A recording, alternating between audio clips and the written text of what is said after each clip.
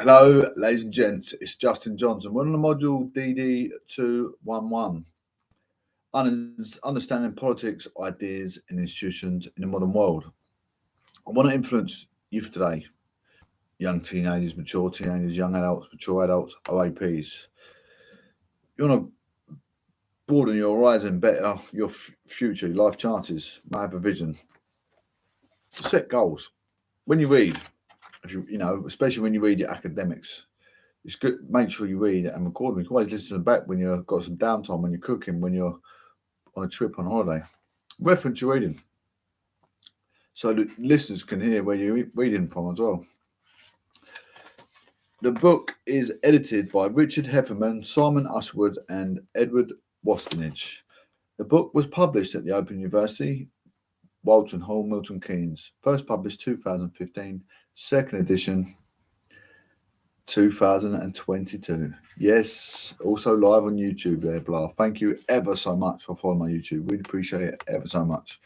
We're on the introduction of the chapter of it's chapter 17, the globalization of world politics. Introduction, page 133. If we think about what politics means globally, a political map of the world might be a good starting point, highlighting a world divided into the states. And many today will identify major political actors on the world stage.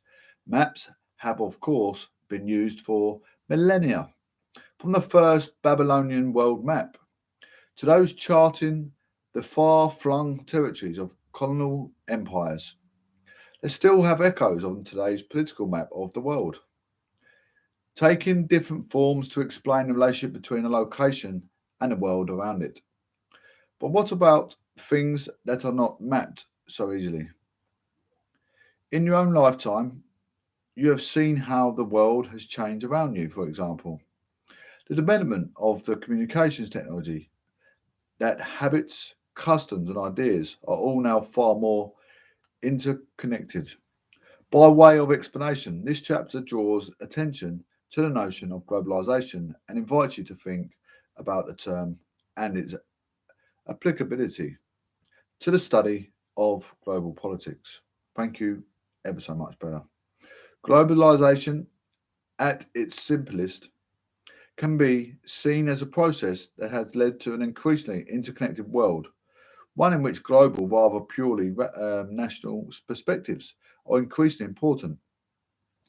Therefore, we are living in a world purely defined by the states that make up its political units and the international relations between those states. Or are other actors and relationships just as important?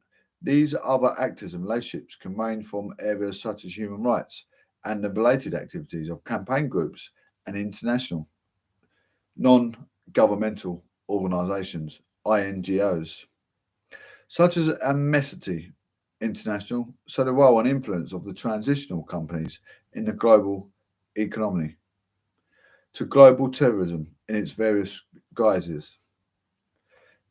This chapter begins with an exploration of how the current system of nation states come into being. It then explores the idea of globalization, looking at its political, economic, and cultural aspects before highlighting the conquest nature of the term itself. It then looks at one way in which we can understand and analyze global politics, introducing the key theoretical traditions within international relations, IR, realism, liberalism, and constructivism, which are used as explanatory frameworks to help us make better sense of the complexities in exploiting the study of politics up the global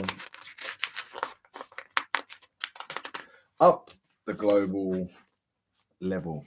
Finally, we return to the notion of globalization, and this time approach it through the different lenses of IR theory to show how these approaches can aid our understanding of sometimes contested idea or process.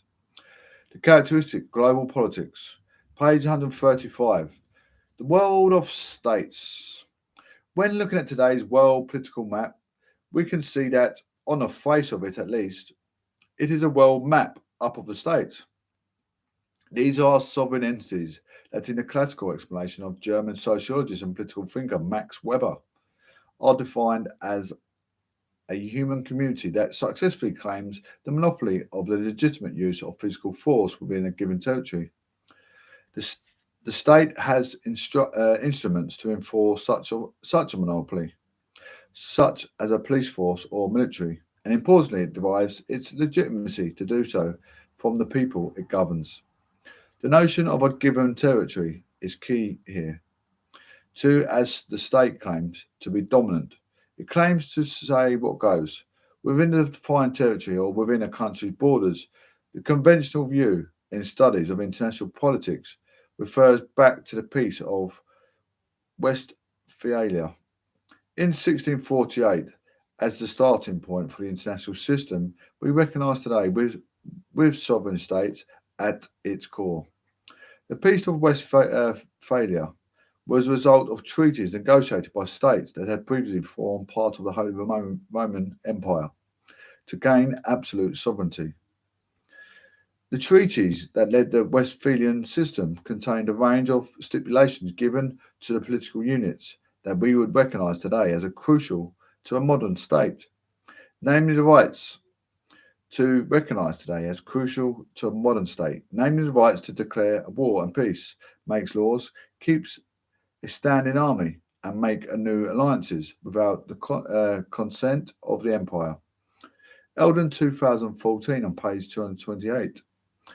Essentially, states were left alone to do as they pleased within their borders. From this point, starting with Britain and France, the sovereign entities of Europe become increasingly nationalised, which saw political identity and loyalty fixed to the state, and increasingly competition between national entities as states sought to secure their positions economically and military, vice versa, their rivals.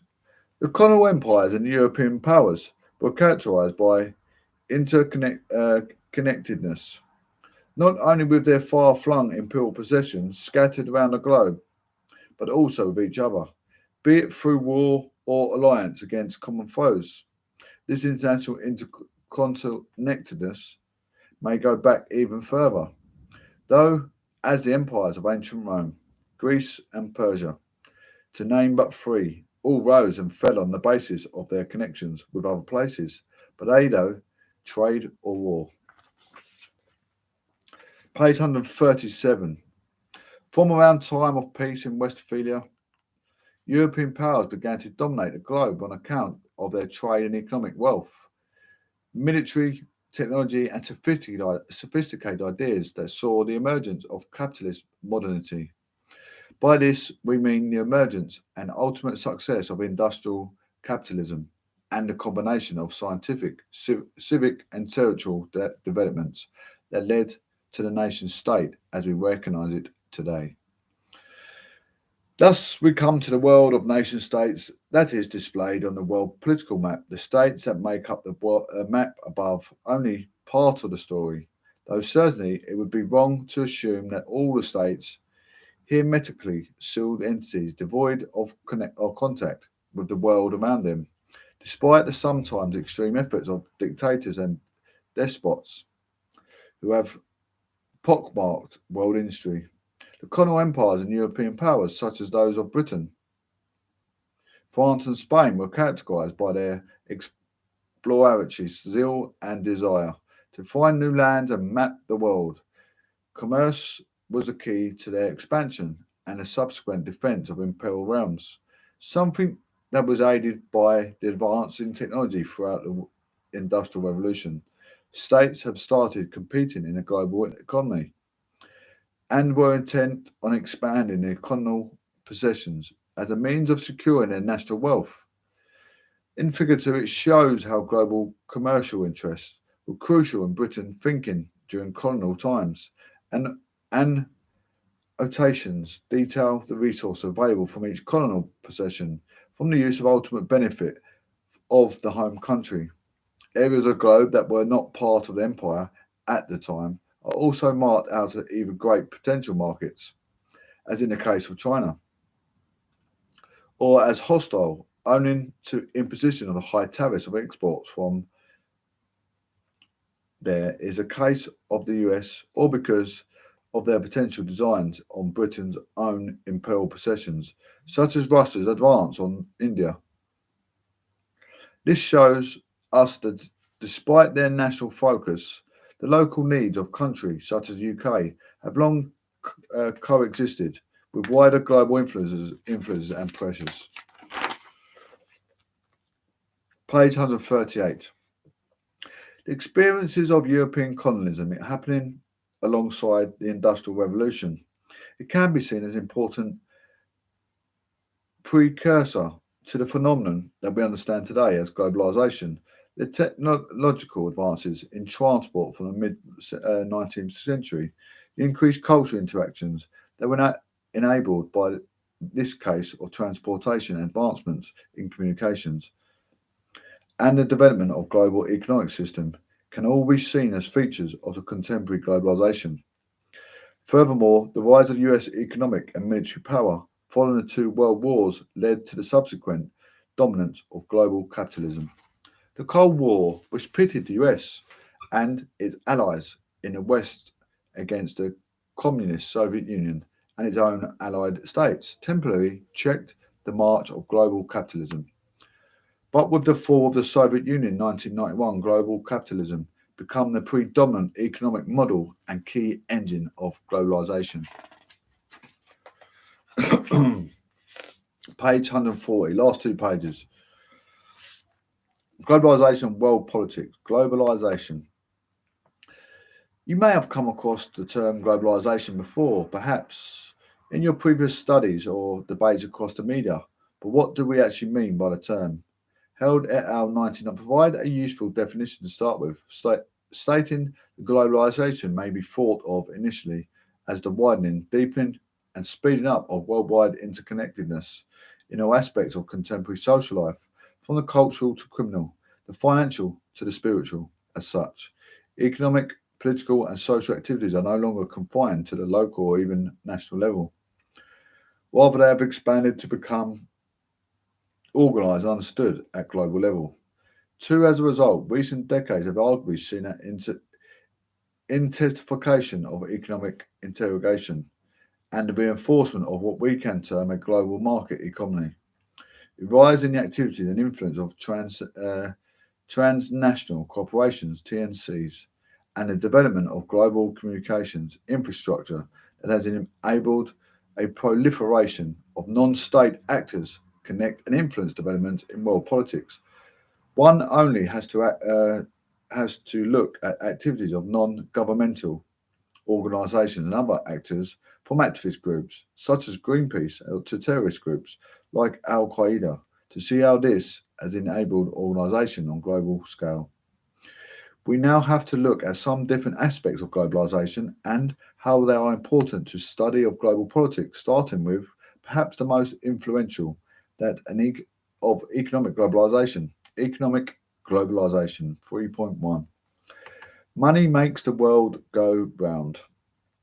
Or so the old adage goes. And does it is a suitable starting point for looking at key theme of and what is arguably the driving force behind contemporary globalisation, independence and interconnectedness of national economies, and their susceptibility to the boom and bust of global market economy. It's often cited as a prime example of globalisation. The term independence is often used in this context as a means of denoting the mutual dependence between the states in the global economic system.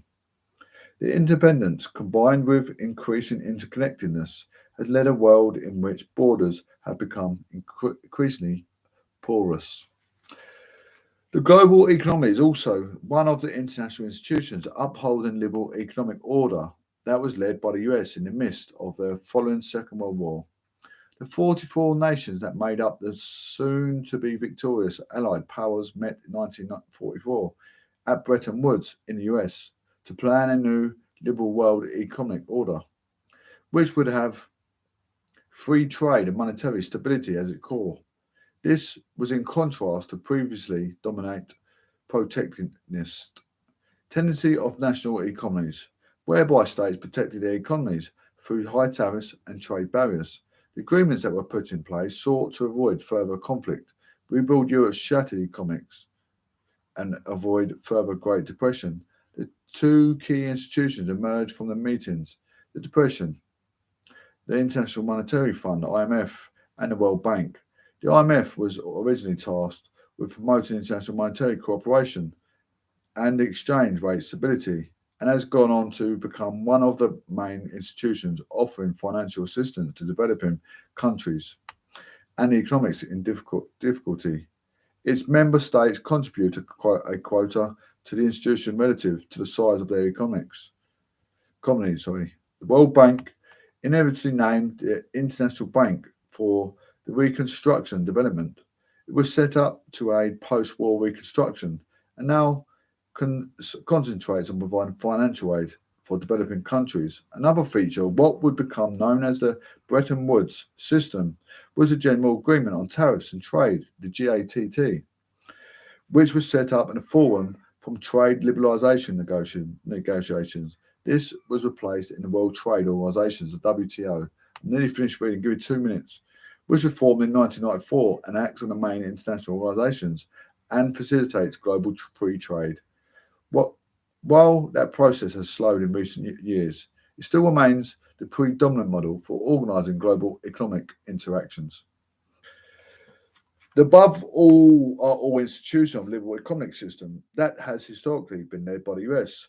They can be seen as helping to stimulate economic globalisation through their adherence to breaking down trade barriers and thus stimulating increasing independence among states. This has been further aided by advancements in transport, such as air travel and the use of shipping advancements in transport, such shipping containers, which foster greater interconnectedness and the transport of ever-increasing volumes of goods globally. The digitalisation of communication and monetary transactions also helps speed up the pace of global economic interconnectivity. Transnational companies are another key feature of economic globalisation. One only has to look at the preponderance of international brands and their symbols.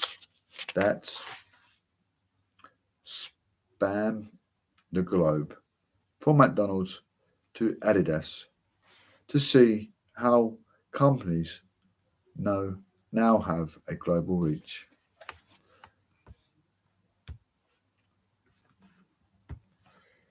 That's my reading.